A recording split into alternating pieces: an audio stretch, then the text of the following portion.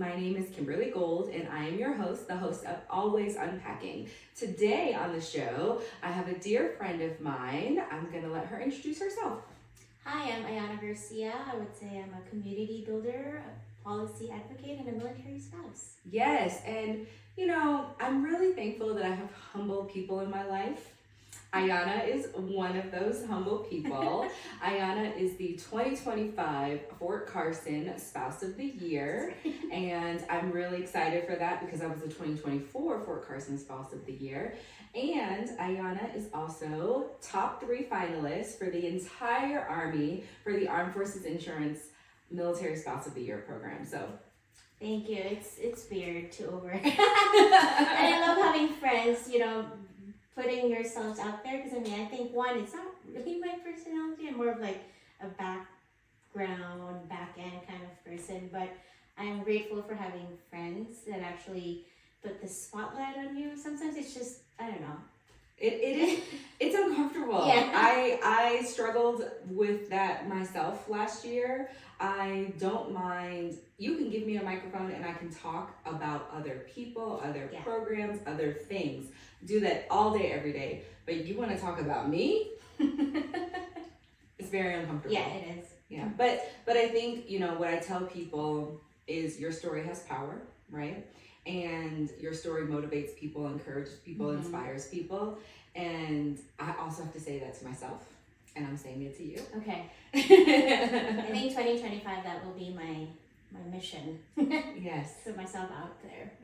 Yes, because you have an incredible story. So Ayana and I have some intersectionality before we both live in Colorado Springs. And before we even arrived to Colorado Springs, as it turns out, we both lived in Korea. Yes. Yeah, so when did you leave Korea? You mean leave? Yes, so I just right before the pandemic. Okay. It was the tail end of 2019, around closer to the holiday season in December. So I was actually there because I finished my master's in public administration. It was a Korean government scholarship, because back then I was representing the Philippines. And so it's a scholarship that's given to community builders, mostly either you could be both a nonprofit representative or a government office worker. Mm-hmm. And so I grabbed that opportunity. I lived there, studied at Yonsei University. Yonsei, shout out to Yonsei University. And I never in my life I've even imagined moving to Korea. Some would say, are you into, like Korean pop? Or I was like, no, I think it was the clamor was more of like, I want to push myself more when it comes to my academics. Mm-hmm. And obviously money was tight. And I was like really looking into opportunities where I could grow, get out from my comfort zone, and explore the world outside where I came from. So I love that. And, thank God for scholarships, right? Yes. Yes. So your country of birth is? The Philippines. And then you left as a younger adult to go to Yonsei University, which is in Korea. Yep. We do not speak the same languages in those countries. And you not only stretch yourself to do a master's program in a different country, but you also stretch yourself and really embrace learning the language. Correct. And I think I'm a lifelong learner. Being outside of my comfort zone, I feel actually at home. I thrive in those spaces. I also thrive under pressure. And the idea of just having to learn another language. Other than that, there's also a lot of dialects in the Philippines. So my mom and my dad came from 2 different ethnicity from the Philippines, and they speak different languages. Okay. And so there are just like different exposures when it comes to communication. And I'm like, you know what? Let's try Korean too. And so how many languages do you speak? Well, English, Filipino, and then there's Bisaya or Cebuano, Surigamo, and that's like still part of where my mom came from. Then I'm trying Spanish because my husband's Hispanic, and Korean. Wow. So. We have a polyglot on our hands, right? Is that how you say it? Polyglot? I think so. Yeah. That I try to practice so I won't be bilingual. So I'm trying to really just Yes, that's awesome because I am bilingual, like goodbye Korean language. My no, Korean, you're not. it is deteriorating quickly because I don't use it here in America very often, and I haven't prioritized taking the time to make sure that I don't forget it. And actually, right now, my mom is visiting me from Korea. Well, she splits her time between both countries. And my mom's like, please just speak English. It's really, really, really challenging. So while you were in Korea, that's, if I understand correctly, that's where you met your spouse? Yes, so that was the added, I think, bonus. On top of it, I was on my last year finishing up everything. I think there was more of like, what do we do next? And my friends were like, have you ever really met someone? Like, are you intentional about meeting someone? Like, not really, but I would love to.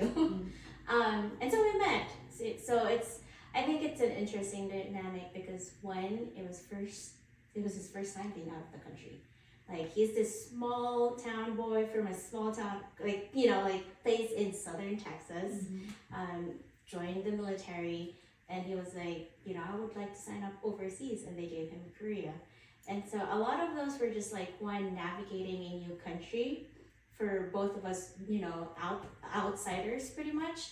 And so it was very interesting because I've never really imagined what a military person would look like, or like the lifestyle and all of that. So it was more of like an in and out situation. Like, I would see him and hear from him like, hey, we're doing this and that.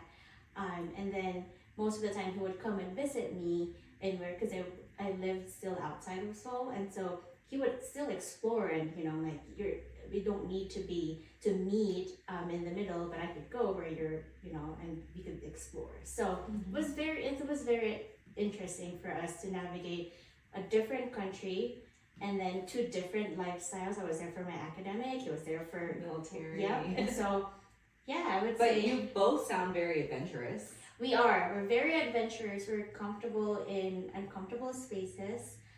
We love food and anything that involves about just being exposed to different cultures. And why do you think that you and your husband are comfortable in uncomfortable spaces? Because most people are not. For one, I think where we, for over almost 6 years being together now, I would say our families have different backgrounds. And so, like, one Hispanic and Filipino family culture, I think have like things in common. Like, one, we have extended families. It's like, oh, I have this cousin. Like, no, but then we get together, we get along. And then we've moved a lot in terms of, growing up, and at the same time, we're very independent, and so we thrive in places where we think we could grow. And I think that's where that intersectionality comes from, and then how we navigate together as a couple, moving from one place to the other in the military. Yeah, I love that. Navigate together. I love that. And so you moved from Korea. Yep. And what was your... So Korea, and then so with that scholarship, the requirement was actually to go back to the Philippines. You have this visa requirement to stay there for a bit. And so I went back, and he was still in Korea, but he had, I think, a few weeks left, and he had to go back stateside, and then the pandemic happened. Wow. So he's in the States, you're in the Philippines. Yeah, and mind you, he took a leave, spent time with my family, met my family. It was almost like around 15 days. And had he extended, he would get stuck. So it was like, oh my goodness, like it would be a completely different story, right? For this, army dude, like traveling and getting stuck. Right, wow. But that did not happen, thankfully. So yeah, he moved back stateside. He was in upstate New York at Fort Drum, still in the Philippines, and everything was just uncertain. I mean, if my memory serves me right, I don't know what's gonna happen.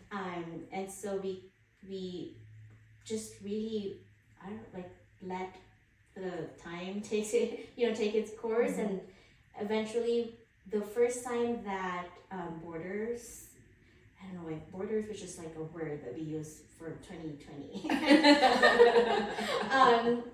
Borders or like, airports opened, I literally flew immediately because I was like, I don't know if I'd be stuck for longer than that time. But I mean, however, I think things happen for a lot of reasons, good or bad. One, I had spent more time with my family.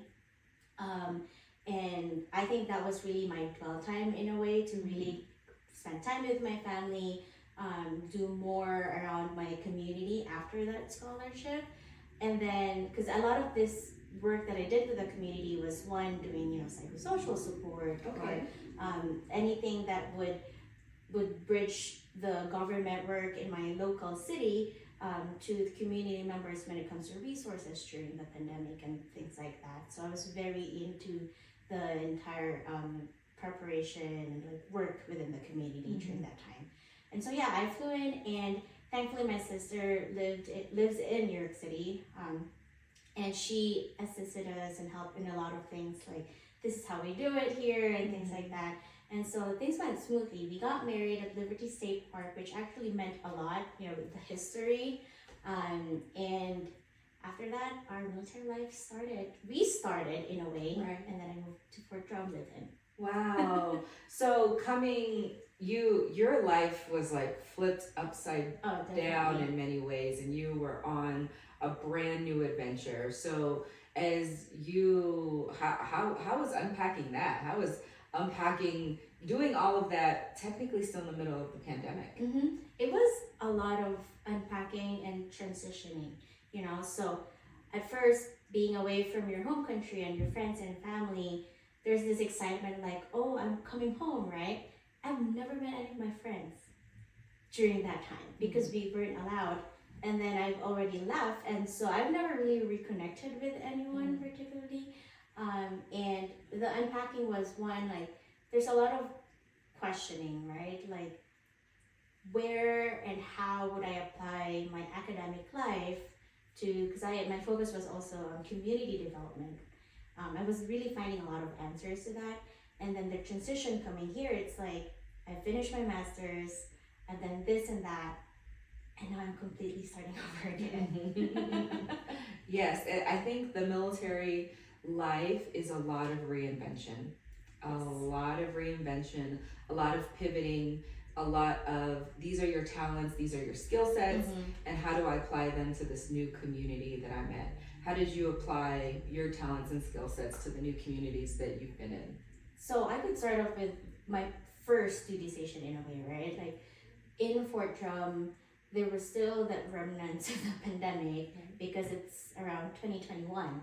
So I would say the first step was I didn't know where to plug in, like where to apply and reinvent myself. Because along those lines, I was also going through a lot of immigration changes. And, like I had to wait out for an employment authorization card. So basically I can work, and my background is where I get to align a lot of the things that I want to do and do in the community. Second, the green card process and all of those things. And it was actually my first time not doing anything. I think that's really interesting because I think there's this narrative that just because you're married to somebody of American citizenship, it's automatic, like it's automatic everything in regards to your citizenship journey. And that's just simply not the case. Oh, it's simply, it took me a year to get all ducks in a row.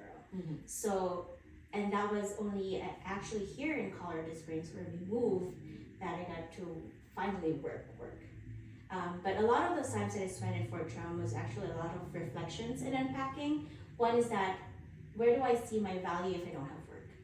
Oh my gosh, that part. I was not working for a year after I moved here to Colorado Springs. And there was such a disconnect because for me, my value had always been wrapped up into work.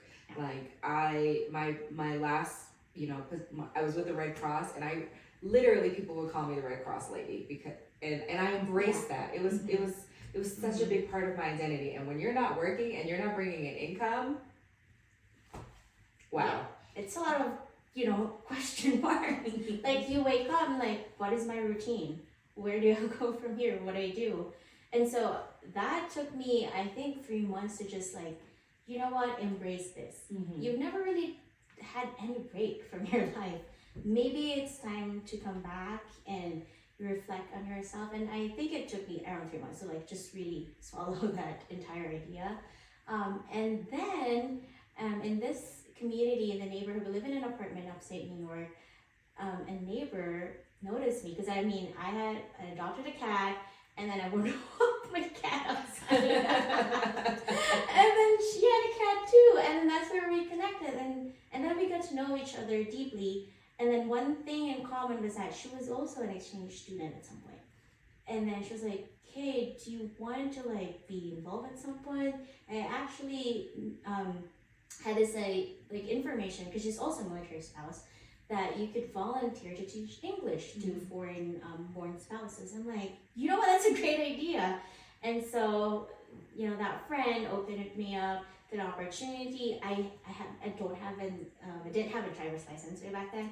So there's a lot of just being grateful for that opportunity. One, just communicating and texting me, like the idea and the sacrifice of picking me up and then bringing me back home. And you know what, I think that was the foundation of everything and where my passion and advocacy is at right now. I love that. I also taught English to foreign-born spouses at one point in time. Technically, I'm kind of a foreign-born spouse, but my parents were American citizens, so that doesn't really count. But I think it's really cool, the foreign-born spouse advocacy that you do. Can you enlighten our listeners a little bit more about your foreign-born spouse advocacy? Yeah. And we say foreign-born spouse, you and I know what that means, but if you could explain that a little bit more. Absolutely. So, well, this word actually, I had it from another organization. I'm like, oh, there's actually a label for me. And it makes sense. So foreign-born as in you're not born and raised in the U.S., right? But you've married a military person, and you're considered a foreign-born. And so that advocacy, or where I'm at right now, and my focus is that I think it's just this community would resonate in me. It's two-way or one-way, either way. I would identify someone, or they would identify, and they would see me as like, hey, how did you do it? Like, I am stuck, back in this country where I came from. I've done a lot of things, but I don't really know where to start here. One is language barrier. Two, could be just they don't know where resources are at. And three, it's just a lot of change in culture, a lot of unpacking of like, is this an American culture? Is this the right fit for me to do? Because I did this in my home country. And I resonated with that so much because it took that one friend to take me out from our apartment and introduce me to this volunteer job in a way, right? And for me, I'm very intentional about that. I'm like, hey, what are your interests? What do you want to do? How can I help you? Or what are the things that you would want to explore in this area? At some point for them, it's more about getting to know their community other than work. And so there's really a lot of that one-on-one sessions. And I think, it doesn't require you to create an organization or to be labeled as this type of leader, but that intention, that one-on-one, and just really for them to have that speed dial type of person to ask for is very important for foreign-born spouses. Yeah, it means a lot to be seen, right? To have somebody that's willing to serve as your guide, to serve as your resource navigator. And I think what's really interesting about the Foreign-Born Spouse Network is you don't have to be foreign-born from the same place. There's so much connection. You can be foreign-born and a French speaker, and then foreign-born and a Korean speaker. You may have very different cultures with French and Korean culture, but now you're immersing yourself in American culture, American military culture, and there's so much shared identity in how you navigate that together. Correct. Despite the fact you're from two very different countries. And I find it really beautiful. I have a good friend of mine, Lydia Owati, and I apologize if I butcher your name, Lydia. She runs a really robust foreign-born spouse group. And I know you have some connective tissue with that group as well.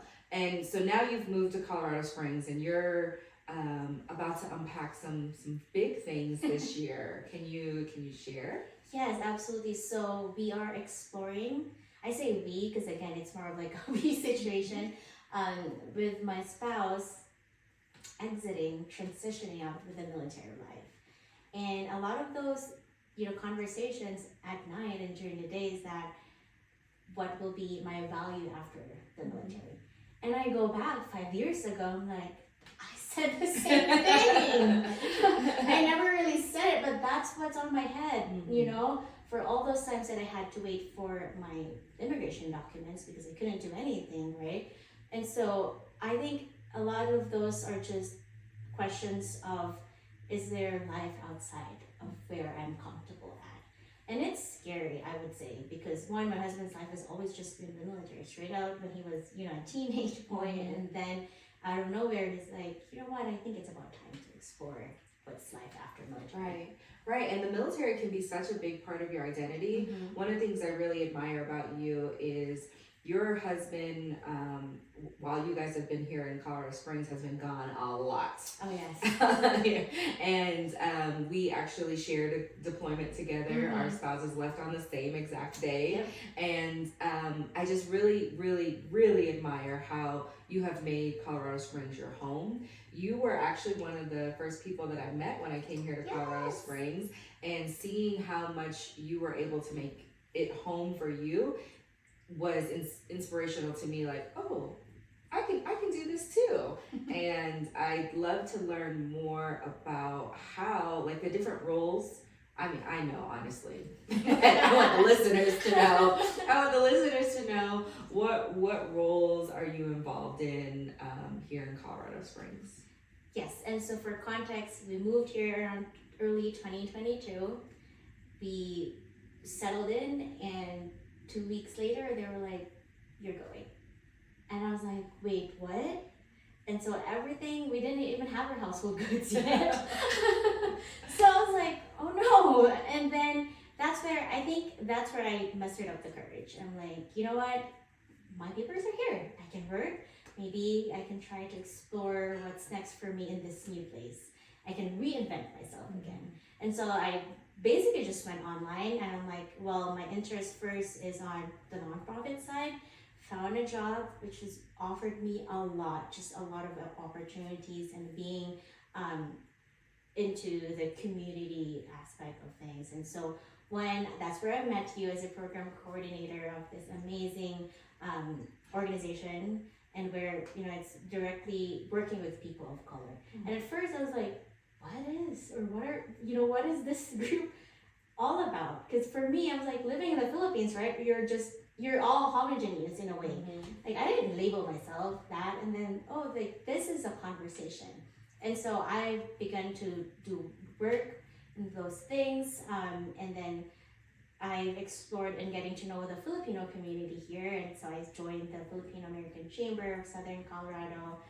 I became their director for policy and civic engagement, and then from then on, I'm seeing a lot of intersectionality for being a foreign-born spouse, for the work I do in Colorado Springs when it comes to civic engagement, and in having community members be involved civically.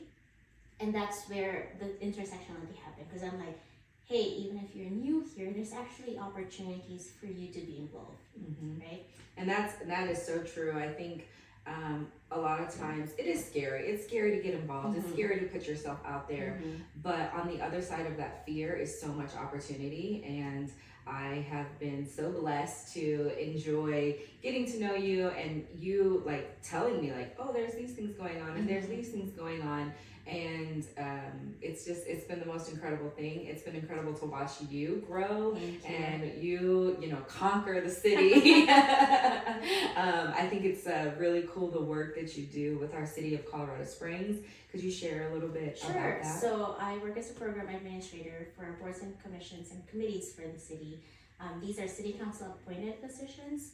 And the idea is that really this is a civic opportunity for all constituents of Colorado Springs. So they apply for different boards, commissions, and committees, and then they get involved directly into policy making, advising our city council members. Right. And so there's that link between, you know, whoever is on that seat in city council and the community.